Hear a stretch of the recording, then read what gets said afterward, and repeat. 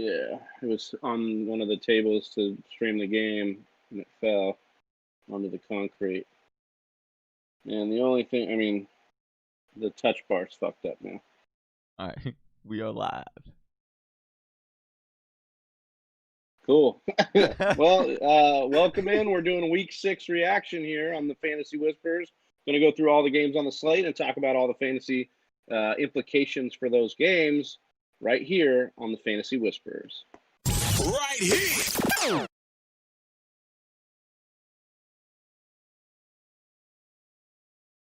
What's up, Whisper Nation? It's Monday, October 19th, and you're listening to episode 126, the official Week 6 reaction of the Fantasy Whispers. I'm Philly Chelsea, and you can find me on Twitter at Chelsea Levy.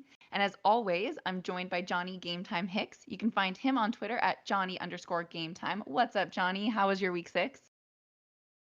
Did you guys see it? Did see what? Did you see what? The Deandre Swift breakout game that I called for, baby! Woo! Sorry. I mean, Coming.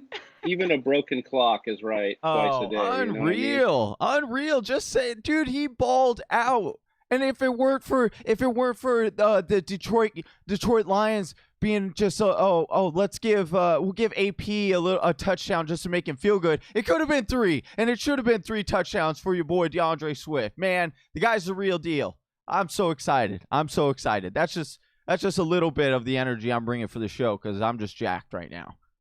I love it. I'm so glad. Travis, are you doing half as good as Johnny? Because that's a lot if you want. No, I am not. I'm not anywhere close to that energy this morning, but it's not a first time that's been the case. That I got to get a little more grounded here and just kind of I mean, it was fine. The Packers lost in a miserable, embarrassing fashion. I had to eat a lot of crow on Twitter, so that wasn't fun. But you move on. It's a long season. It does happen. Losses happen. It's like not unheard of. Like they weren't going to go undefeated like that. No, I just wish after a bye you come out you got a little more energy than that. And we started out well, but then just kind of the wheels fell off. So that one was a bummer. But other than that, I'm doing good. How are you, Chelsea? How was your week 6 action? Yeah, thanks for asking. I think it's a big Monday ahead. I'm sure a lot of people are seeing there's a ton of fantasy implications in tonight's game. So I am just holding my breath, trying to get through a Monday and hope for the best tonight. Yeah, it's definitely one of those rare Mondays that you're like actually looking forward to the actual game at the end of it. And there's 2 tonight. We've got the showdown between Patrick Mahomes and Josh Allen, early MVP front runners going at it. And then we've got Dallas and Arizona. Arizona wanting to put a statement win maybe over Dallas, and Dallas trying to recover after the terrible Dak injury. So a lot of things on the line. If you're watching this live, we appreciate you. Make sure you subscribe to the channel if you're new to the channel. And if you could comment what you need for Monday Night Miracle in the comments and let us know what you need there. I'm sure we're going to get a lot of reaction from you guys. But the gist of the show, like every week, is we want to go through all the games on the slate and go through the fantasy implications of that game. So if you guys do have the questions and we're not getting to those questions, just make sure you try to wait till we get that matchup maybe to ask the question about that player. It just helps us flow through the show a little bit better. But yes, it's Fragger here. I hate Sundays. Understandable. I get, this is the Monday morning wake up. You get a little bit frazzled from what happened there. So without further ado, we'll jump into the first game, and that is the Carolina Panthers dropping a loss here against the Chicago Bears, who moved to 5-1. It was 23-16. Johnny, when we looked at this, it didn't seem very sexy the way the Bears got it done. This was kind of a grinded out finish. Nick Foles in that passing attack, not exactly dynamite. Yeah, this is wild. I can't believe the Bears are 5-1. Probably the biggest surprise at 5-1 in the entire NFL. But I have to admit, right? So I come on, I jump on the mic. I'm hot. I do a victory lap. But with victory laps, you also have to realize when you stumble on a hurdle. And you got to call it out. You got to call it for what it was. And to be honest, David Montgomery severely disappointed in this game. He did get 19 carries, but only for 58 yards, Travis. 4 for 5 receptions for only 39 yards. he should have had a way bigger game than this. I am very, very shocked. I thought he was going to be a lock for a top 7 finish this week, and so that is very, very disappointing. Yeah, he got close on one carry, almost got it in, punched it in there, but then they ended up giving Nick Foles the kind of QB sneak there, so he got in for the score. That was a little bit rough. When we look at the passing attack, Johnny, like Nick Foles, not very ho-hum here. Still getting 9 targets to Allen Robinson, but he only caught 5 of them for 53 yards. And I just don't see, are we going to be able to count on Allen Robinson or better days ahead here? But now we're looking at him, and like he dropped, this was his lowest target total in 3-4 weeks. So how concerned are you here, or do you just think this was a down game? I mean, Carolina's secondary has been pretty good lately. I think it's just a down game. I mean, he's got the LA Rams, New Orleans Saints, Tennessee, Minnesota as the next 4 games. Not the great. I mean, Minnesota, that's a great matchup, but I mean, not the greatest games. But in the playoffs, you've got weeks 14, 15, even I'll go into week 13. You got Detroit, Houston, Minnesota, Jacksonville. So I think if you're a team right now and that, Allen Robinson owner might be a little bit panicked because, all of a sudden, it's a down game. But Carolina is sneaky good for against the wide receiver. And so I would just take this for a bad game. I think better days are ahead for Allen Robinson. He's so good. He's just a really good player. Chelsea, on the other side, Teddy Bridgewater had been coming off a couple, solid performances, but we kind of knew to stay away from Chicago. What are you seeing out of what Teddy did here? And do you think there's better days ahead, obviously, for this offense and what they've got going on? For sure. I mean, this definitely was a sad performance if you were thinking that this could be a continuation of Teddy Bridgewater on a upwards trend. But I think the good news is that DJ Moore had a get right game in some ways. He ended up being the target leader for this offense. Robbie Anderson fell way short behind him in that regard. And Mike Davis is still carrying the ball well. It's something you're not looking to bench him anytime soon. And we still have a few more weeks before Christian McCaffrey returns. So that's good news there, I think. Yeah, I mean, Mike Davis getting in 18 carries, 52 yards, low yard per carry, but saved his day with a touchdown there. You like that. And I like what you said there, Chelsea, about DJ Moore getting right here 11 targets as opposed to just 5 for Robbie Anderson. So you're kind of maybe seeing a shift back to this. Also, Kyle Fuller was all over Robbie Anderson in this game, so kind of been the attention could have been shifted in that way due to that. As we move to our next game, this one started off pretty bad for the Colts. The Colts went down really early to the Cincinnati Bengals, but ended up winning this game 31-27. The Colts are moved to 4-2. The Bengals dropped to 1-4-1. We start with Joe Burrow, Chelsea's favorite Gen Z QB over here. Joe Burrow ran a touchdown in, but got back to his pass happy ways. 39 attempts, 25 completions, 313 yards. He did have a pick. We saw Joe Mixon get involved, leave the game with an ankle injury, but then come back. Giovanni Bernard robbing a touchdown in this one. But we saw A.J. Green get involved again, guys. Just after everybody had dropped him, A.J. Green got some work in, Chelsea. Yeah. Yikes. I was somebody who said drop him fast, get rid of him now. Right. It's strange, right? I mean, T. Higgins still outperformed A.J. Green. Tyler Boyd still got his. So I don't know if this is a grab him again, spend the wob to pick him back up on your teams if you see him out there on the waiver. But it is interesting to see that he had such a big performance. And maybe it was just we'll show them out of this vet receiver. But yeah, who knows? Johnny, any thoughts about how this is going to work out for A.J. Green down the stretch? I mean, I think you've got it. I think that this could be, every once in a while, A.J. Green will have a good game. I think you're just going to guess, though, as to which one it is. I think if I'm trying to decide rest of season who I would rather have, T. Higgins or A.J. Green, it would be still T. Higgins at this point. I just think that this is one of those trap games, where people are going to go and try to chase those points, and they'll be maybe a little bit disappointed. I mean, it's nice to see that he's getting the targets, 11 targets for sure. We always said the targets were there. But he does get Cleveland and then Tennessee and then Pittsburgh after a bye in week 9. So not the greatest schedule coming up either. So I might just let that, we always talk about whether or not to pick up guys or, the strategic moves. Rarely do I think we talk about the strategic moves behind not doing something like that and allowing someone else to pick up AJ Green if he's on your waiver wire and let them waste a roster spot and guess that game. And it's almost like a counterbalance like move that people don't really think of, but I think it's something they should hear. I will definitely be putting, AJ Green on the waiver wire column, obviously after this performance, because his roster percentage is going to, have been down.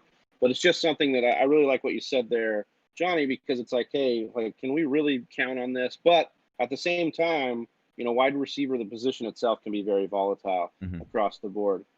Joe Mixon here, like we said, the 18 carries, 54 yards and a touchdown.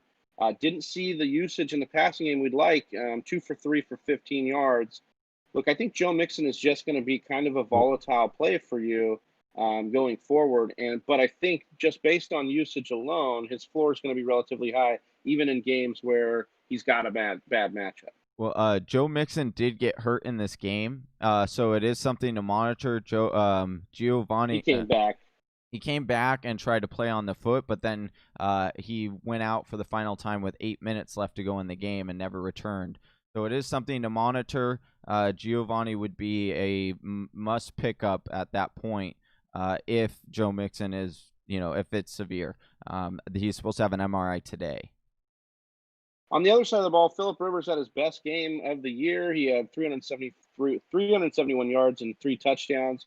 I just remember watching Phillip Rivers to me is so ridiculous right now. Like that guy needs like a 5-foot wind up just to get it 20 yards down the field. It's a laboring throwing motion every time he's out there, and that was just cracking me up. And then Jonathan Taylor, I think once again in a good spot, kind of disappoints you. 12 carries, 60 yards, 4 for 4 for 56 yards. So looks great when he's given opportunity, but where is the opportunity at? And I think part of this game he got scripted out early, obviously because they were trying to come back in this game. So you saw big games out of Zach Pascal, out of Johnson in the receiving core. Johnson gets 8 targets, 5 receptions for 108 yards. Pascal, 4 receptions on 7 targets for 54 yards and a touchdown. So I think that they needed a lot more passing here, but I'm just tired of coming out every Monday or Tuesday and making excuses for why Jonathan Taylor is not performing. Well, they have a bye next week, but then I think then they get Detroit. So I think that'll be a really big blow up game. Then after that, they do get Baltimore. That's a little tricky. But I do think that there are going to be better days ahead for Jonathan Taylor. This was definitely a game script kind of thing, because if you look at it, 12 carries for 60 yards. That's 5 yards per carry. That's really good. So I just think that, it's unfortunate that he's a little game script dependent right now, because 4 targets still isn't bad for 55 yards, but that should indicate. He caught them all. But sometimes I think the coaching staffs of these, we also did talk about with Ryan last week how, the Colts could be saving him for that down the stretch kind of thing. And the fact that he's constantly catching he hasn't had more than, in fact, I'm looking at it now, there's only been one game in which one target in which he didn't catch. Other than that, he's caught every target his way. So I think that down the stretch, they will start getting him more involved, and the sign that he can catch is a good thing. You might be able to still buy a little before, when buys happens, hopefully rational coaching means they look at things and they say, how do we change to get better throughout the year? Yeah. Chelsea, people may have kept on to T.Y. Hilton after he got 10 targets last week, but then he comes out 5 targets, only 1 catch for 11 yards. Is it time to just move on from T.Y. Hilton, similar to the A.J. Green story? Can we just kind of move on now? It seems like it. And, we didn't mention yet, but it's worth it that 2 tight ends were involved in this offense also. Maybe a reason why Jonathan Taylor didn't get a touchdown he ought to have. Trey Burton ran one in across the line for a yard. But yeah, I think T.Y. Hilton's role is just increasingly fading. And because of the volatility, because of the lack of consistency, it's not a player that you want to invest in. So I love maybe playing Johnny's strategy, right? He's a great name. Somebody's going to go after him, and it could be somebody else's headache. So release that pain from yourself and move on for sure. I think so. Are we interested here in Trey Burton going forward? If Mo Alley-Cox is going to continue to be injured, 5 targets, 4 receptions, 58 yards. This is back-to-back weeks, I believe. Yeah, I mean, with target usage that they want to actually, 3 straight weeks since he's been back with 5 or more targets. I think Trey Burton is going to be on the waiver wire article as somebody that continues to get usage. so frustrating because he's not that good, and like the coaching staff just keeps putting him out there. It's just unfortunate. And then with Mo Alley there too as well, it'll be interesting how that will be. But for the time being, until Mo Alley comes back, I think Trey Burton is a good tight end flex option here for now, and then we'll see after that. But yeah, this coaching staff seems to like him for some reason. I don't know. Well, that and you talk about Phillip Rivers needing 5 yards just to wind up that arm. It's somebody's going to be a lot closer Yeah, than he's T.Y. definitely Hilton gonna maybe appreciate down the that. field. Yeah, for sure. So I think these are the guys you're trying to look for in this offense. Before we move on to the next game, I just want to say thank you to everybody watching. If you're watching, if you could hit us with a thumbs up or a like, and also subscribe to the channel if you can, and let us know what you need for Monday Night Miracle tonight. Love to get into that debate with you. All right. The Jacksonville Jaguars hosted the Detroit Lions. The Jaguars fall to 1-5 at home. It was a 34-16 victory for the Detroit Lions. And look, if you caught us at the beginning of the show, Mr. Sunglasses over there went on his wild ride with Deandre Swift. Why don't I just give it right to you, Johnny? Give you the stage here again for Deandre Swift so you can properly take your victory lap here, my friend. It was just, I just want to say I appreciate that, Travis. And I mean, to you guys, we do this a lot off camera. We'll talk or whatever, say good call, this stuff. But on camera, for the most part, I don't like to take victory laps because I know how volatile this whole game is. But I will say, man, watching him in this game, it is so apparent. Like, Adrian Peterson, with all due respect, sir, with all due respect, you are one of the greatest, if not the greatest, running back to play all time. That's a little debatable, but you're one of the greatest. It is just a little painful watching you run, man. Like, you could still get it done, but it's like, it's a little painful watching you. You put in Swift, and oh my gosh, it's like, oh my goodness, it's like when you take a nice warm flapjack and you got the butter and it just smoothly melts on there, and it's just no effort. Again, there's no. Oh, that's exactly what it's like watching DeAndre Swift. And welcome to the NFL, sir. 14 carries for 116 yards, 2 touchdowns. He added 3 for 4 receptions for 7 yards. Like I said in the beginning of the show, he could have had 3 touchdowns, but they felt bad for Adrian Peterson because Swift just looks so good, and they're like, "Hey, we don't want to get your morale, the morale down around here, so we'll give you a touchdown, AP. We'll make you happy." But I'm telling you, this is Miles Sanders of this year is Swift. So if you picked him up off waivers, like we've been telling you the last few weeks, buckle up because it's gonna be fun. In the passing game, Kenny Gallaudet doesn't get you that touchdown. So he snaps a streak of back-to-back touchdown games, but he gets you 105 yards on 4 of 6. And then you also saw TJ Hawkinson get a touchdown, 2 of 5 for 17 yards and a touchdown. And so it seems to be a 2-man show like we kind of thought in the passing attack. But Chelsea, are you concerned about Matthew Stafford? Because this was a prime spot for him to kind of get it done. Do you think it was just something that Swift, shifted Swift in the running game's way based on matchup, and they were just kind of game scripted out of this? Or do you see, maybe Matthew Stafford, not being what we thought he could be after last year's big throwing numbers? I think there's 2 things happening at once. I mean, the rise of DeAndre Swift is, of course, going to impact Matt Stafford. And for long term, I'd be interested to see how the running back matchups look down the stretch to see if I think they're going to keep leaning on DeAndre Swift as heavily. But the reality is he's got a couple great receivers to be throwing the ball to. So I'm not done thinking that that's a possibility for him too. And I'm looking at TJ Hawkinson, right? 3 out of 5 of the games he's caught touchdowns in. He's only got 2 out of the 5 receptions that came his way, or targets that came his way. But that's good news. And I think a big-bodied receiver who's just going to increasingly get more and more comfortable on this offense is going to play really well for a Matt Stafford down the stretch. So I at least like it as an option. I don't know if Matt Stafford's going to be my quarterback long haul. And that's a very personal take also for folks to know. Yeah, it's kind of why I spin it your way in our league of record. I know you have Stafford, and I kind of feel invested too because we did spend a long time thinking that Stafford was poised for a big year in this offseason. It just hasn't quite clicked that way yet. And obviously, he had time without Kenny G. You had time getting Swift acclimated, and then you've got time for Hawkinson to come back from his own injury. So I wonder if all that is playing together. I do see, though, that they've got Atlanta next. Great matchup. Tough matchup in India, and then Minnesota after that. So a couple great matchups in the next 3 weeks. Two of them one there. more thing worth mentioning, they may be losing Marvin Jones on this offense. I keep seeing his name repeatedly brought up for trade options.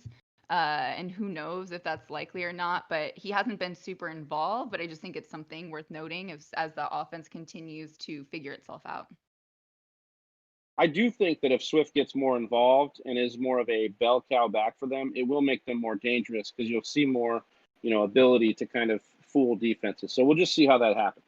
On the other side of the ball, not too much to talk about here, Johnny. Gardner Minchi had a decent game, just under 20 points, 44 attempts, 25 completions, 1 touchdown. I think he had another rushing touchdown. So he had some, turnovers there, just kind of doing Minshew things, not wowing us, but getting some points on the board.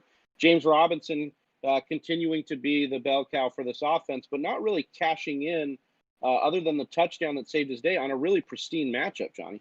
Yeah, and the touchdown came super late. But I will say I think this was just Detroit went up by a lot early, and the 4 for 4 receptions is a little concerning, but they've continued to say that they want to get this guy involved more in the passing game. So I do think that there are better days ahead. But he salvaged your day, so you can't be too distraught over it, Yeah. In the passing attack, it was nice to see DJ Shark just so heavily targeted here.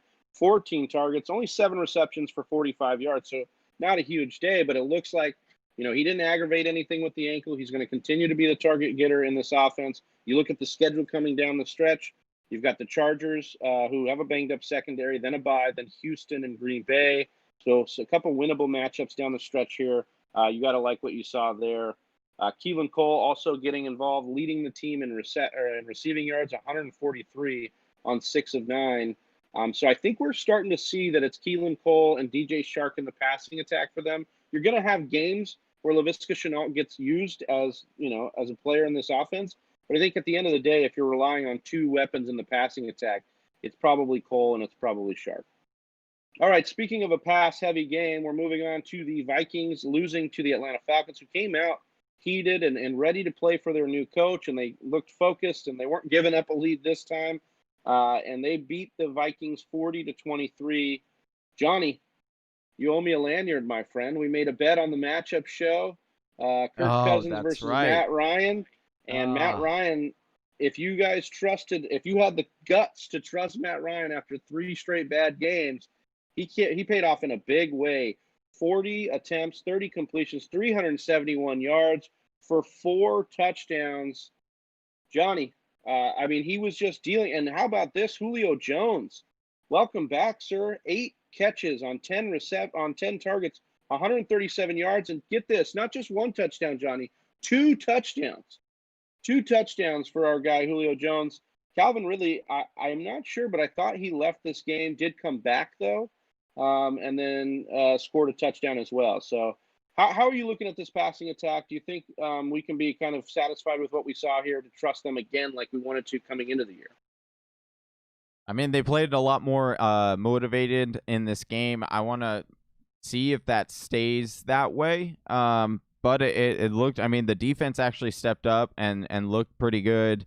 Kirk Cousins, I don't know if that was because it was Kirk Cousins for some reason thought it was primetime game or something. And that's why he stunk it up. But Julio Jones is a beast. We were telling everyone, make sure you get him in your lineup this week.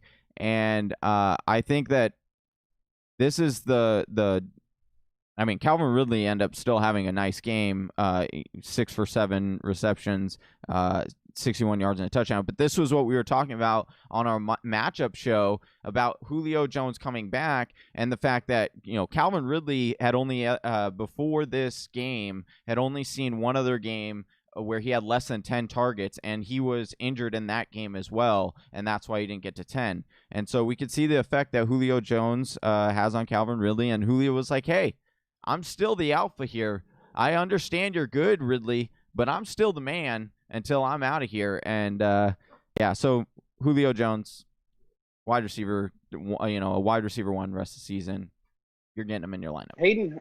Hayden Hurst seems to be finally getting it in this offense. Like he the last 3 weeks he's had 4 or more targets. He had 6 targets in back-to-back games prior to this one, but he caught all 4 of his targets this week for 57 yards and got into the end zone. So you like that? You like what you're seeing there, Chelsea? There may have been no bigger letdown in fantasy than Alexander Madison this week, who was poised to take a full workload with Dalvin Cook out, but then ended up just letting fantasy GMs down. Yeah, holy cow, right? If you were sitting there thinking that you were going to have an easy showdown, you didn't have to play and Alexander Madison ends up being the person that's on your opponent's roster this week, that's going to have your teeth chattering for sure. And what in the heck happened? I don't know if it's a sign of Alexander Madison's skill, right? We know that he's a talented running back. It's just was a bad game. And given that Dalvin Cook is likely going to be back next week, that's what we're thinking. The week after their bye, because they have a bye. So he's coming back, and Madison will just sort of fade away again. So it was definitely disappointing if you've been waiting for him to have a breakout game, and this perfect opportunity didn't happen. But you know who did on this offense? Justin Jefferson. Jefferson. Yeah. I mean, Justin Jefferson continues to be the truth. Pro Football Focus, we've talked about this before, rated him as maybe the highest wide receiver they've ever seen. That was in the 2 weeks previous, or on the Tennessee-Houston weeks where he went off as well. I mean, when this guy pops, he pops, Johnny. 11 targets, 9 receptions for 166 yards. That's the second time in the last 4 games, Johnny, he's gone over 150 yards. And this week he added 2 touchdowns for a monster day. Yeah, it was kind of funny in this game after he scored his first touchdown. Both these touchdowns came in garbage time, like they were, Minnesota was trying to catch up. And the first touchdown, he started to do his touchdown dance thing that he does, and one of the other wide receivers or linemen came up to him and was like, "Yo, dude!" Slapped him and was like, "Dude, no, we're losing.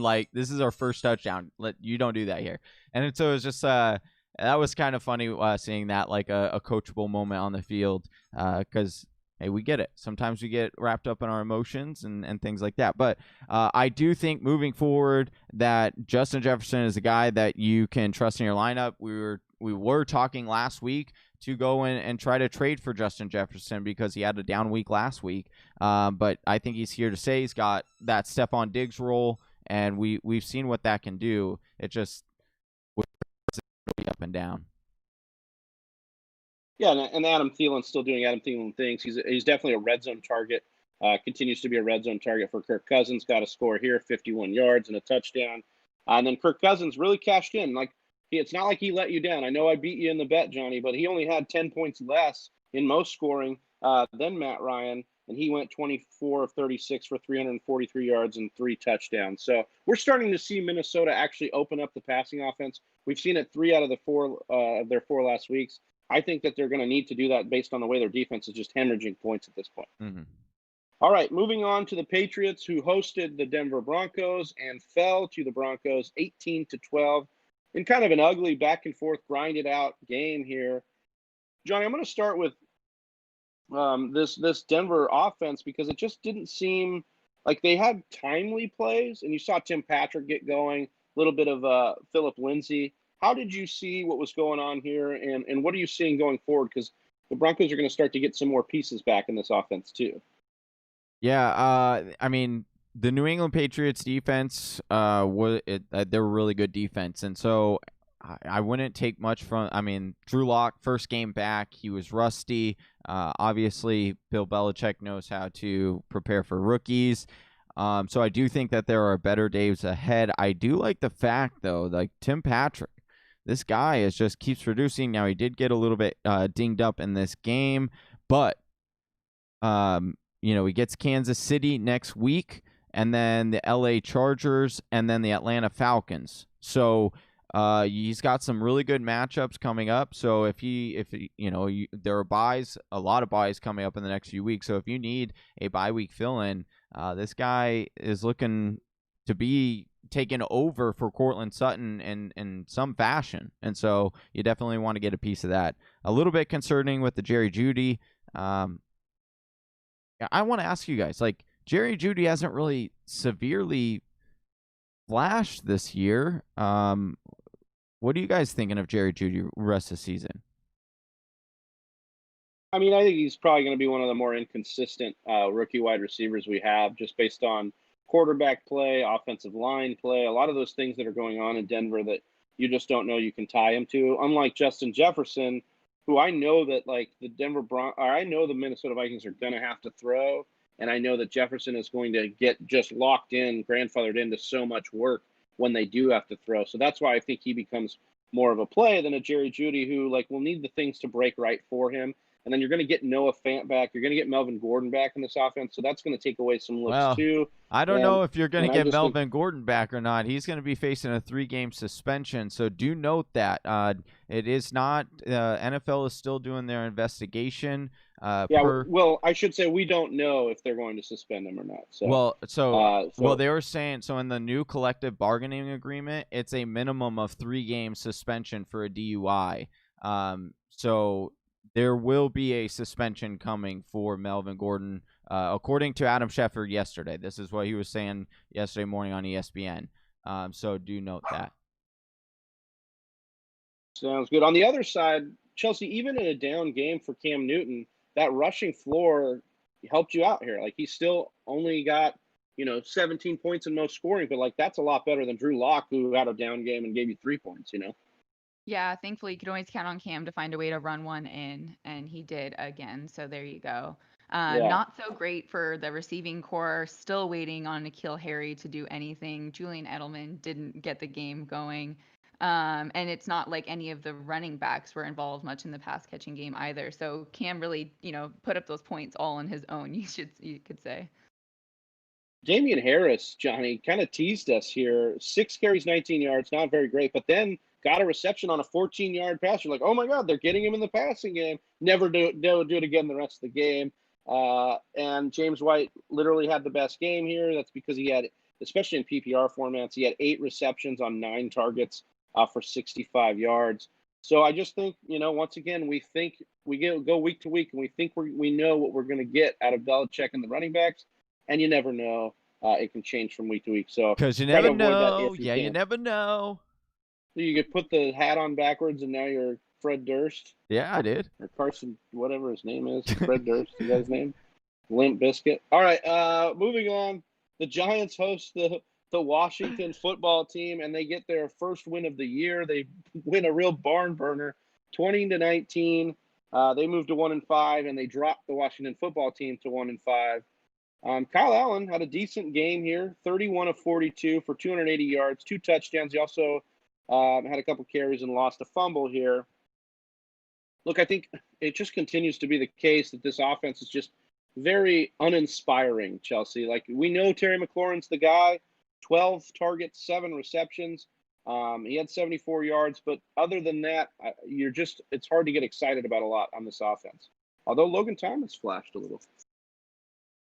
Flashes, but it's still that lack of consistency on a week-to-week basis. It's really not clear what type of game they're going to be playing, and it doesn't matter about what the opponent they are. I mean, they could have run away with this game with the Giants. Most teams have, and it didn't happen. So it's the lack of clarity around what type of football they're really trying to play on a week-to-week basis. I mean, they say that they want to give Antonio Gibson more looks and start running him more, and then we don't see that really start to happen yet. So if you've got any of these guys on the Washington football team, it may be a little bit of a headache for a bit still. I just don't understand the Gibson situation. Yeah. Like this was a competitive game. You could have seen him get more carries. You could have seen McKissick relegated to more of a bench role. But they were even giving McKissick some looks in the rushing game. 8 carries. That's only one less than Gibson's 9 carries. I don't know why they continue to give him the ball, especially when they keep saying that Gibson is. And we see it. Like you see flashes of Gibson being a very electric playmaker. They just have this hesitancy to kind of give him the full keys. So I think it's a hold on Gibson, unfortunately, because I just don't think if you sold him, you're going to get the value that you could get back for a guy with that upside. But it may be time to move him more in the flex range and then maybe even bench him based on matchup. On the other side, Johnny, we had Devonta Freeman get the full workload here, 18 carries, 61 yards. And then big play Slayton getting in there for a touchdown. Yeah. Anything else you want to add here on the offense for the Giants? No, I think Darius Slayton continues to be a very up and down flex option, a guy that I do want on my roster if I can, because he does have some upside and he is the number one target for Daniel Jones. But do note, though, Sterling Shepard is expected to be back soon, so that will be interesting.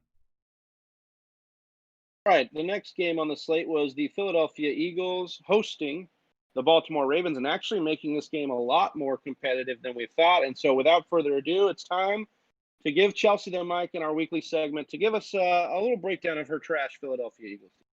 Thanks a lot, guys. Yeah, I mean, this game we came in with 7 players missing from the offense, and it didn't get better. We lost 2 more by the end of the game, and there were some pretty big playmakers. Miles Sanders and Zach Ertz both in the second half of that game exited. And it was Miles Sanders after a tremendous run down the field. He threw the ball, fumbled it. They still managed to get into the end zone, but Miles Sanders came off the field after that and will be getting an MRI. And in the fourth quarter, Zach Ertz left the game. I, filed a missing persons report on him last week, but now I didn't expect to find him on the MRI table, and here he is.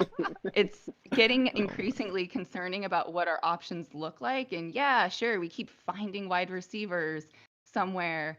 But I don't know, it's looking sad. We were so close to doing something exciting, and I actually spent a lot of time reading beat articles out of Baltimore because I wanted to hear their take on how tough of a matchup the Philadelphia Eagles were. And Ravens are really disappointed with themselves. They're really frustrated that they let a team like the Eagles get under their skin as much as they did.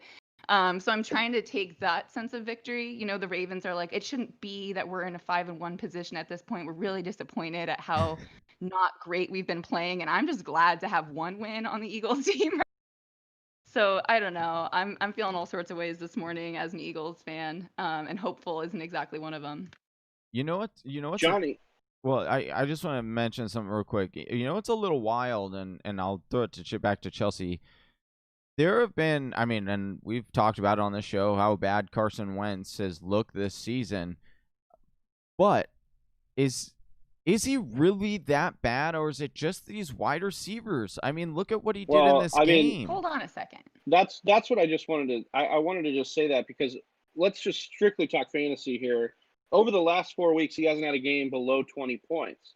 And he just put up his best game of the year. And I think the key here that I heard from this game was Doug Peterson said that he wants Wentz to continue to run because it's a weapon for this offense when he does. And he now has – 3 out of the last 4 games, he's got 37 or more rushing yards. You're talking about 5 carries, 7 carries, 9 carries in some of these games, and a rushing touchdown in 4 of his last 5 games. So I think with that floor alone, then you start to get maybe an Alshon Jeffrey, a Deshaun Jackson back. You get a Dallas Goedert back maybe from IR you this get week. Rieger back. You get a Rieger 10. back maybe in week 10.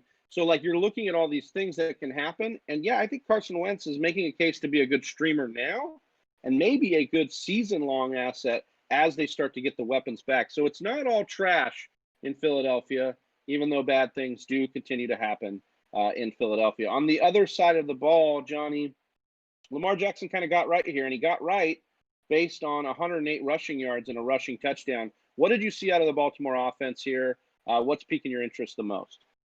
That this offense is struggling. This offense is not the same offense we saw last year. It's really interesting.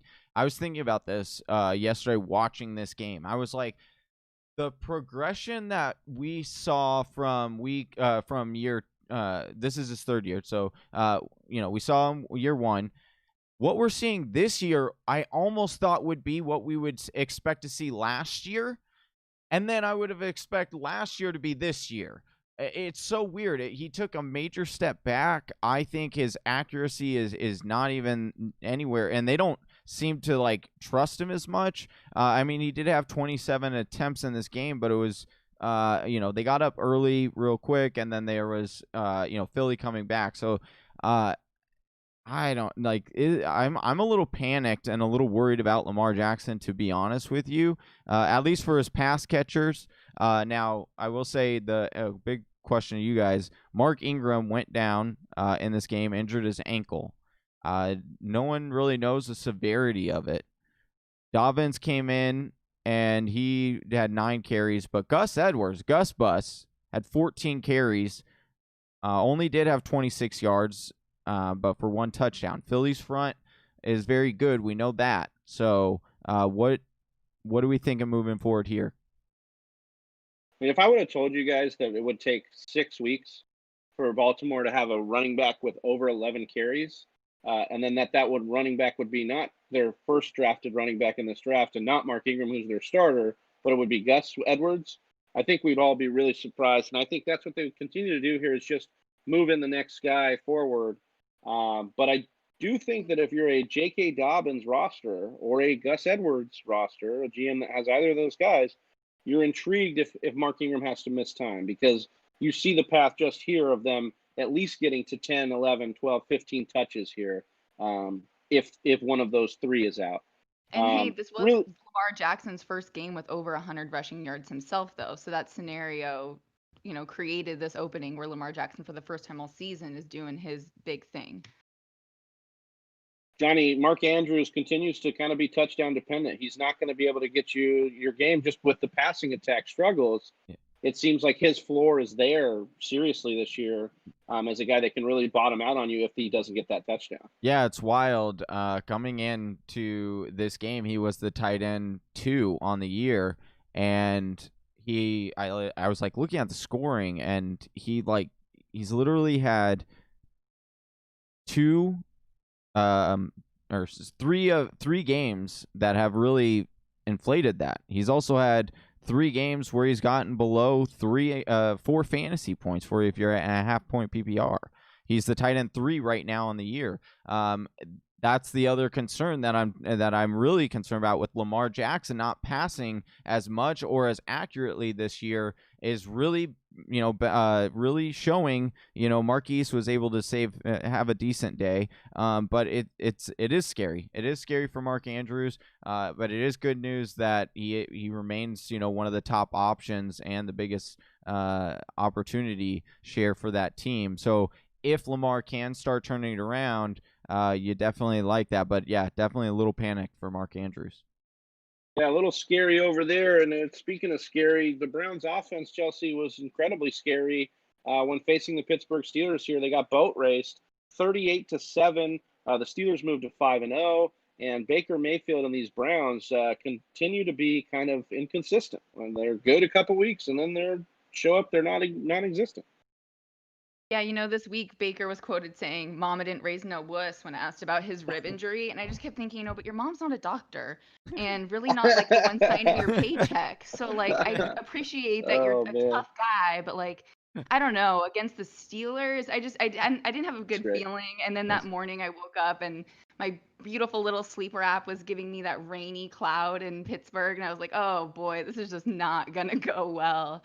I mean, not much you can do after the performance last week. You're not going to bench any of these guys. So if you had Kareem Hunt and Odell and all these guys that you had hoped were going to pop off once again, we're all just commiserating through it. But I don't think that this is the Browns team. I think we've seen some really high flashes. I think we've seen their ceiling, what they're capable of. And so I'm looking for a rebound week soon for this team. And I think the Steelers are just a dominant force right now. It's pretty impressive the way they're meeting teams and just, I don't know, cleaning up right now as far as things go. So I'm hopeful that this isn't what the Browns will continue to trend to be. Just a bad week. Yeah. If they want to get right, they've got some teams here on the schedule. I mean, Cincinnati is next, then Las Vegas, then a bye, then Houston. So There we go. They will have to face Philly after that, who has a tough front seven, but hopefully by then they've gotten right by then. I think better days are ahead. I don't buy too much into this benching narrative. Look, Kevin Stefanski came out and said that he just didn't want Baker to take another hit. Dude, he was getting destroyed. Pittsburgh pressures you, and I think coming into this game, they were league lead in sacks. So they pressure you on an F ton, and they will get it done as far as rushing the quarterback there. On the Pittsburgh side of the ball, Johnny, it seemed to be all the weapons around Ben Roethlisberger getting it done. So he did have a down game, mostly because I think there was a rushing touchdown by Chase Claypool. Connor got in for a touchdown. So some of these situations where Ben and the offense are doing the work to get down there, but then somebody else is scoring. Also, you had a defensive touchdown here. But this team is now 5-0, Johnny. They look good. They look like they know what they want, and they can do what they want on offense and defense. Yeah, I mean, they are literally doing whatever they want on offense, and they're just having fun, which is really fun to watch. And it's like it makes you want to have a piece of this offense. There were some struggles once again. Juju Smith, man, that was I did not think that Juju would not score more than DJ Chark yesterday. So I apologize to Whisper Nation if I told you to start Juju over DJ Chark. It wasn't a big difference between the two, but man, I am a little bit concerned on Juju here.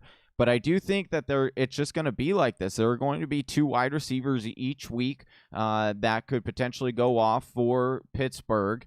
And, who that is going to be a straw. Pick a straw out of a hand. I was about to say pick a straw out of a hat, but you don't do that. But you're like pulling a Jason Witten, pull a rabbit out of your head. Huh? Yeah, exactly. So James Washington, 4 for 7 receptions, 68 yards and a touchdown. Once again, that just confirms to me that Deontay Johnson is not a drop. You don't drop him. You hold on to him. I would maybe try to go get him if you can, because if he's in this wide receiver core, he has the opportunity to really pop. Chase Claypool continues to produce. I want to ask you two, what do you guys think between Claypool and James Washington? Who is going to be that third wide receiver? Claypool is flash, but he is a rookie. And then James Washington has done some work when he has gotten playing time. And those two guys seem to be playing for the same position when Deontay Johnson is back in the game and playing. So what do you think? Oh, yeah, there's no question in my mind that it's Claypool, that Claypool will continue to get work here.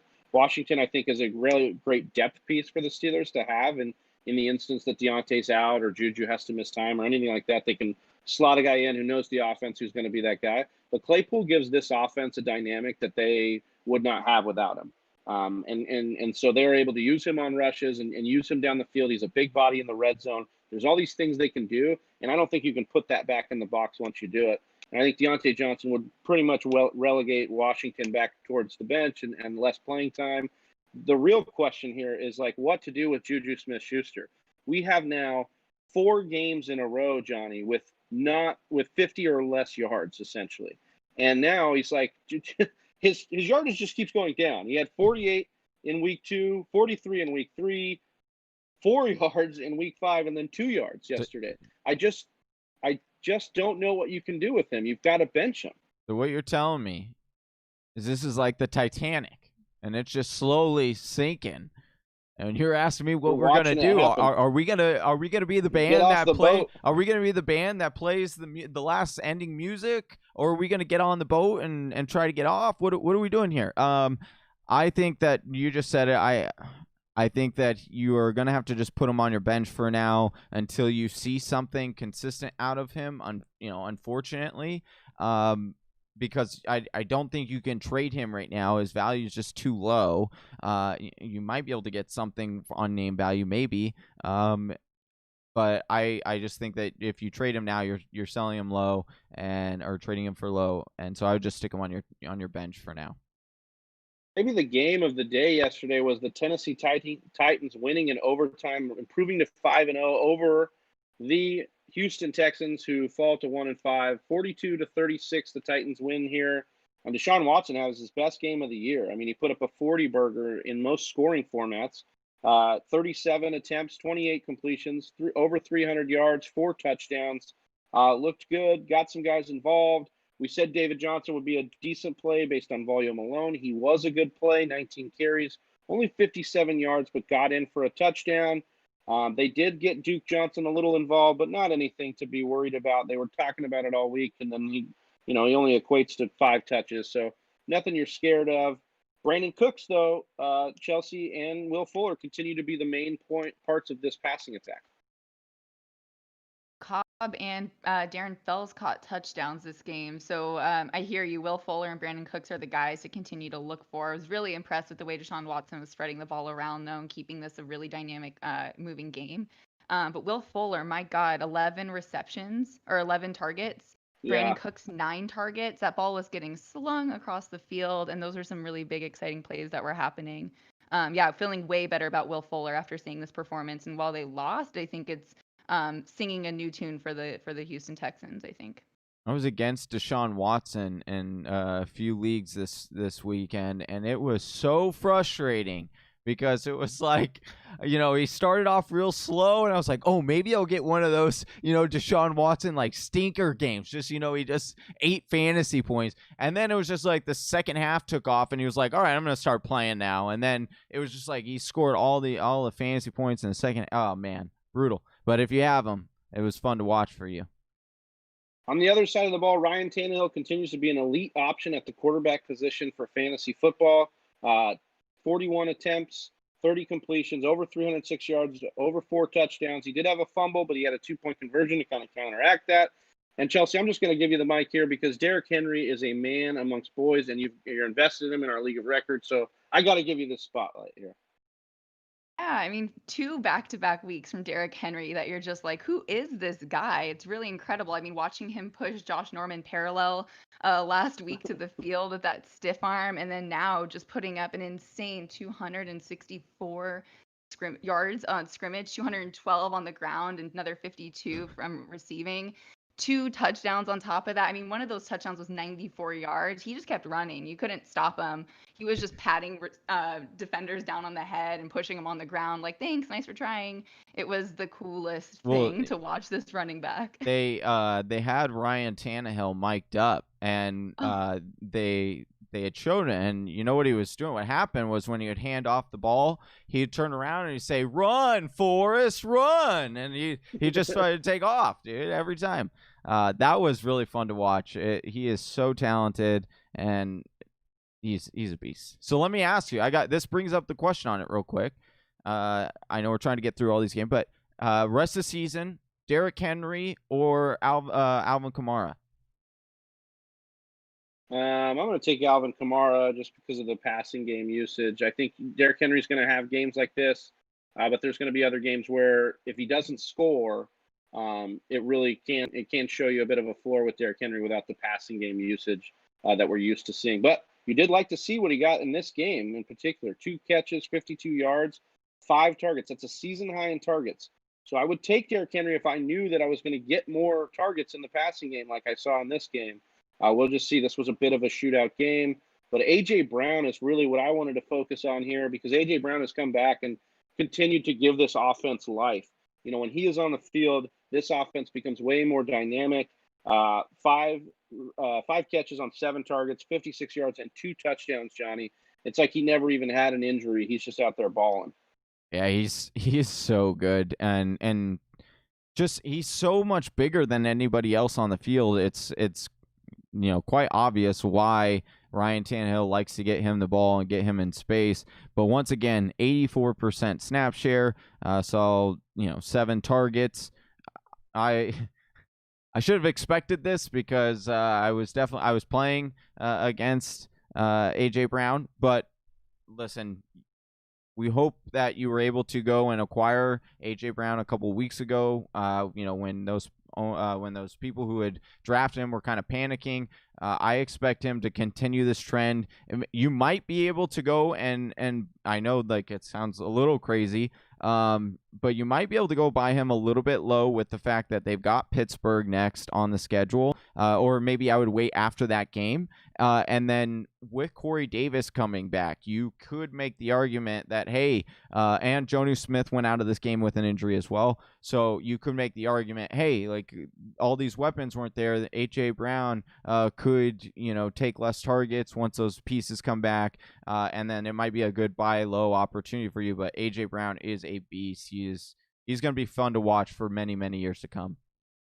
And continue to monitor Juju Smith's status as Anthony Firkser came in and got 8 catches on 9 on 9 targets, 113 yards and a touchdown. So he will be in the waiver article, and he could be a guy that plugs and play into an offense that favors the tight end along with A.J. Brown.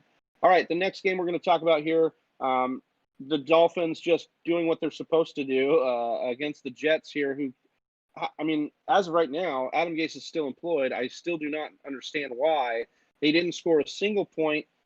He's going to somehow make excuses that point to his players instead of him, like he does every week in his press conference. And he's going to continue to have a job for whatever reason. I have no idea. Frank Gore with a very explicitive laden, post-game conference where he was just like, we've got to play better, F this, F that. Jamison Crowder still getting work for the Jets, 13 targets, 7 receptions, only 48 yards, but he showed a little bit of his floor, but in PPR formats, he's doing just fine for you. Really what we got to talk about here is the other side of the ball, and that's the Miami Dolphins, Ryan Fitzpatrick, in a game that we thought was a good matchup, and it was, 3 touchdowns here, but low yardage.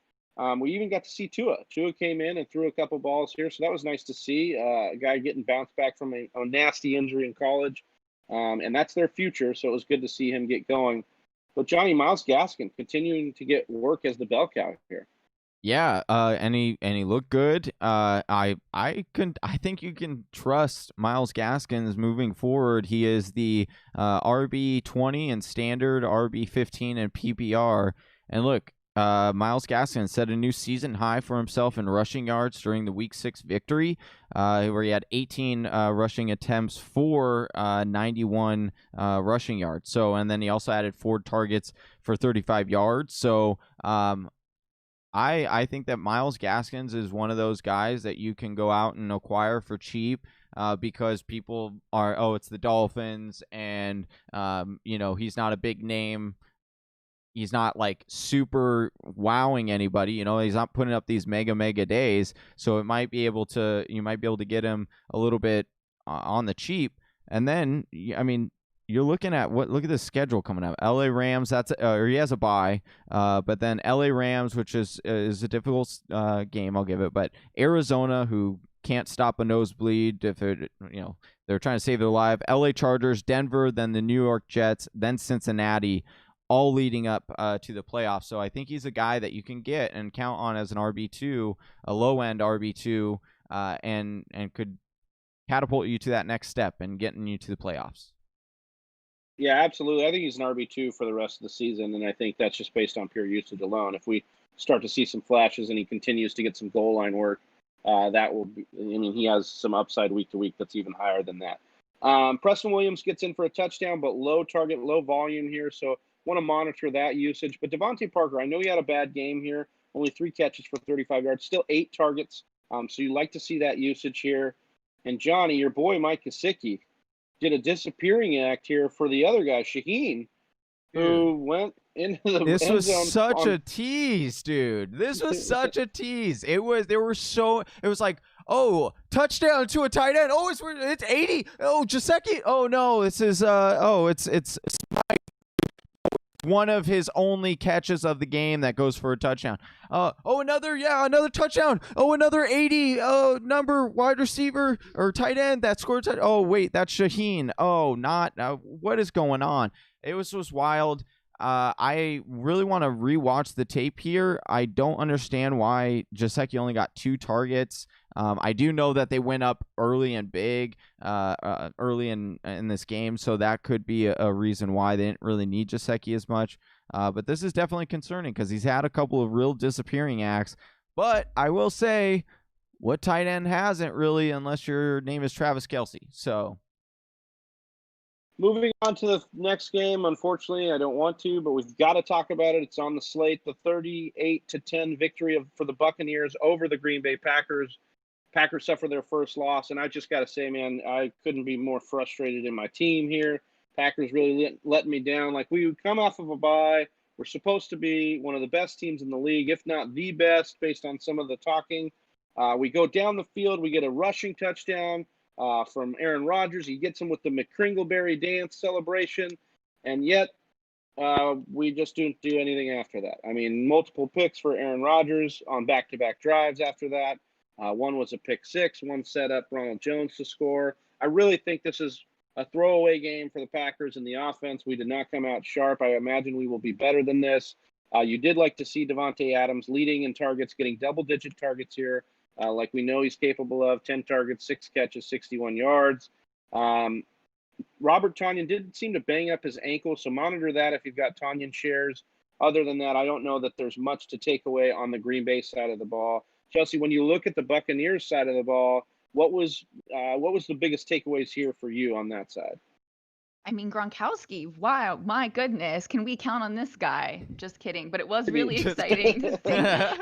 I loved it. It was big energy to see Gronkowski get a touchdown, his first in like 670 some odd days or something.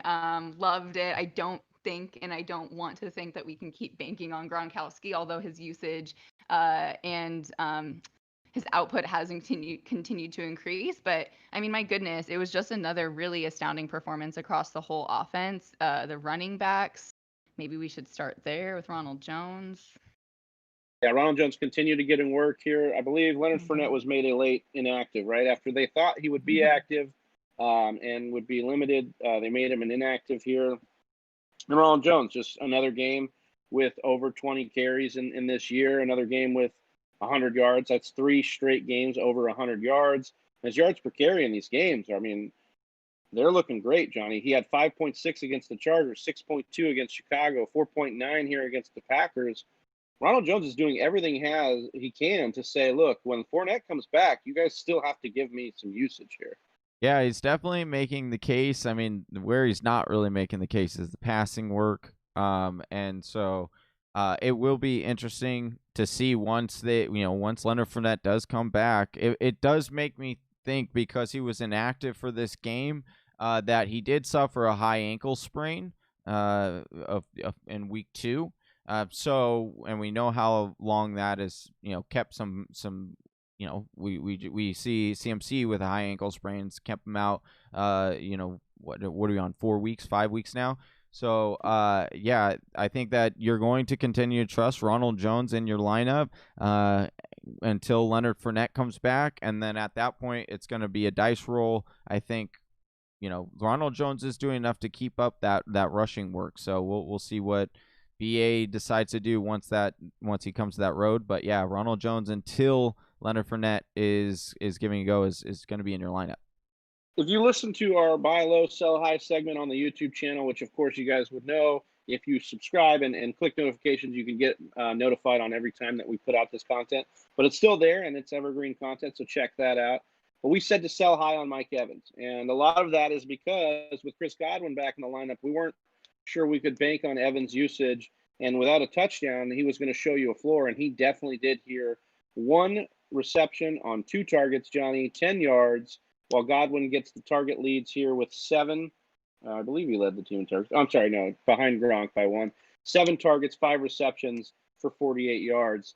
So, I mean, I think obviously better days are ahead for Tampa Bay when they're not just boat racing a team out and they don't have to just rely on the running game to get out of the game. But Evans is still going to show you that floor with Godwin back in the lineup. All right, the final game here on the slate. If you guys are new to the channel and you're checking us out here, we got 15 of you watching, 10 likes. Get those likes up if you can. This is the final game here, and we will send you on your way for your Monday night doubleheader. But the Sunday night slate was the San Francisco 49ers hosting the Los Angeles Rams. They won 24, they being the 49ers, they won 24-16 They moved to 3-3. They dropped the Rams to 4-2. Johnny, on the Rams side of the ball, this was a game we were excited to see Cam Akers come back into, and Sean McVay lied to us, man. He said that Cam Akers was going to use the ball more, and he didn't. And Darrell Henderson continued to look explosive on the carries he was given. He didn't score here, but he had 14 carries, 88 yards, and he was probably one of the few bright spots in the Rams' offense yesterday. Yeah, he did. Yeah, that was I did not understand that. Well, I was even kind of like thinking it in my head and Mario, oh yeah, like we really want to get, Sean McVay really wants to get Cam Akers more involved. Yeah, I mean, Darrell Henderson looked good, 14 carries, 88 yards, and he could have had a much bigger day. He came down at like the 2-yard line like 3 times, I think, something like that. But yeah, I continue to say I think that once Cam Akers gets fully healthy, maybe he's not fully healthy yet, but I do ultimately think this is going to be a Darrell Henderson and Cam Akers backfield. I think I don't know what the split quite will be, but yeah, I mean, you're gonna, similar to Ronald Jones. I think it doesn't sound the greatest, but I think I'm gonna trust Darrell Henderson until I see otherwise. Unless I have a better option, but yeah. Yeah, I think there's going to be games where obviously he lets you down as far as usage, but I think right now he's really the only one you can trust there. Mm-hmm. And more of the same for the wide receiving core. Obviously, Cooper Kupp, who I thought would have a really good game here, disappointed, but he dropped a touchdown that should have been clearly a touchdown there, but he dropped that one. But he had 9 targets. You like to see him leading the target situation there. Or no, I'm sorry, Woods led that. But yeah, I think we know that better games are probably ahead for the Rams as well here, and they could get right. And this was a tough divisional battle. On the other side, Chelsea, it was kind of baffling that Jimmy Garoppolo went from being benched the week before to looking really sharp in this game. Yeah, I'm not sure what to make of it, but he had a really solid rebound, and you have a lot to thank Kittle for that, being such a solid tight end receiver to lean on, going 7 for 10 on those targets for receptions and getting a touchdown there. But yeah, I was really impressed and excited for Garoppolo. It's been a hard few weeks for this guy, and I think this game could be a really good, exciting moment for the 49ers to bounce back. There is something to monitor here, Johnny, with Raheem Mostert, who left this game with an ankle injury and did not return. That did see Jerick McKinnon get to see some more usage here. He would obviously be a nice start if we could guarantee Mostert was not playing in that game. Anything else you saw out of this offense? I mean, obviously Deebo Samuel and Brandon Ayuk getting involved here. Yeah, I just wanted to. I mean, they talked about it a lot on the telecast. If you watched it yesterday, about the high ankle sprain and like exactly what it does medically, which was really cool because I didn't really understand that, and like the swelling and stuff like that. And they were really talking about how he was having a lot of pain to drive off that back foot. I think as he continues to get healthy and these guys, his wide receiver core continues to get healthy, you're going to see games like this where Jimmy Garoppolo could have some nice weeks because all these guys are such yak monsters. That's exactly what they want to do. They just want to get it quickly out of his hands and let the wide receiver or tight end or running back do their thing. And so I do think that there will be options where Jimmy Garoppolo now is a streamable option on some weeks. But Deebo Samuel, definitely like that. If he's on your waiver, go pick him up. Luckily, I was able to go and pick him up before this game yesterday, so I'm feeling really ecstatic because I beat the waiver wire rush there. But yeah, you like Deebo Samuel moving forward, and Brandon Ayuk is definitely someone that's interesting for sure. All right, well, if you guys want any more advice on your Week 6 or heading into Week 7, make sure you follow us on Twitter and Instagram. Search the Fantasy Whisperers over there. For Johnny Game Time Hicks, for Chelsea Lee Byers, I am Big Travie, and we are the Fantasy Whisperers, and we're out. Peace. Peace.